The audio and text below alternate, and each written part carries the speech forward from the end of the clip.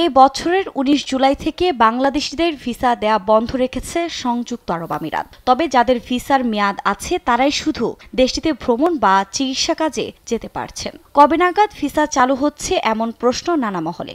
এই জটিলতা দূর করতে সুখবর দিলেন বাংলাদেশের নিযুক্ত আমিরাতের রাষ্ট্রদূত। তার আশা আগামী ফেব্রুয়ারি নাগাদ দূর হতে পারে ভিসা জটিলতা।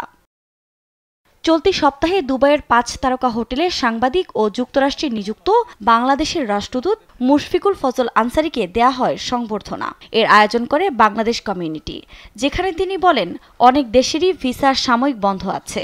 অনুষ্ঠানে বিশেষ অতিথি ছিলেন বাংলাদেশে নিযুক্ত আমিরাতের রাষ্ট্রদূত এবং বাংলাদেশ কনসুলেট জেনারেল দুবাইয়ের দূতালয় প্রধানও। To discuss with my authority, but inshallah, hopefully January, February, sometime next year.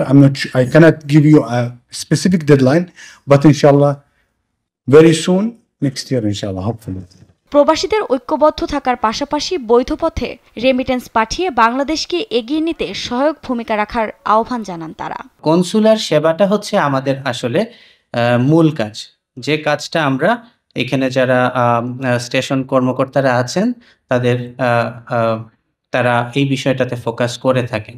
আমাদের স্বাধীনতা কিন্তু কেউ কোনো সোনার থালায় উপঢৌকন হিসেবে এনে দেয়নি। আমাদেরকে অর্জন করতে হয়েছে সশস্ত্র সংগ্রাম এবং বিপ্লবের মধ্য দিয়ে।